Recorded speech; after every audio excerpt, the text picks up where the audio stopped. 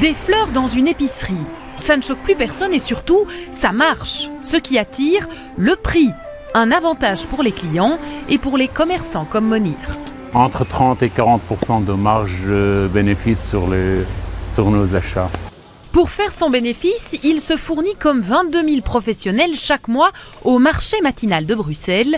Les bouquets proposés à la vente sont 20% moins chers que chez les producteurs, un prix qui varie toute l'année.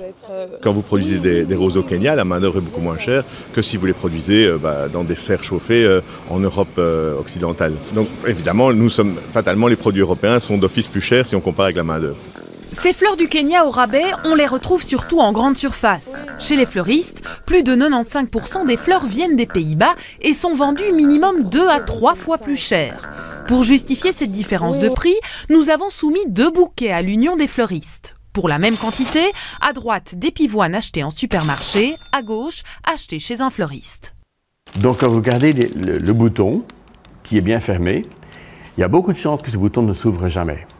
Quand vous prenez la pivonne que nous avons achetée, que je peux mettre ici en comparaison à côté, quand vous voyez la qualité, vous voyez déjà que la pivonne elle va s'ouvrir. Si je prends la masse volumique, la masse de la fleur, elle est plus consistante. Ici, vous avez un bouton, mais quand je tâte le bouton est creux.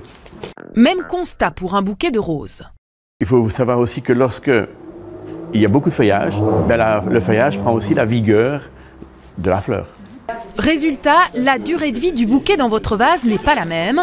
2 à 3 jours pour des fleurs de supermarché, 10 à 15 chez un fleuriste, parce que celui-ci a bichonné son produit.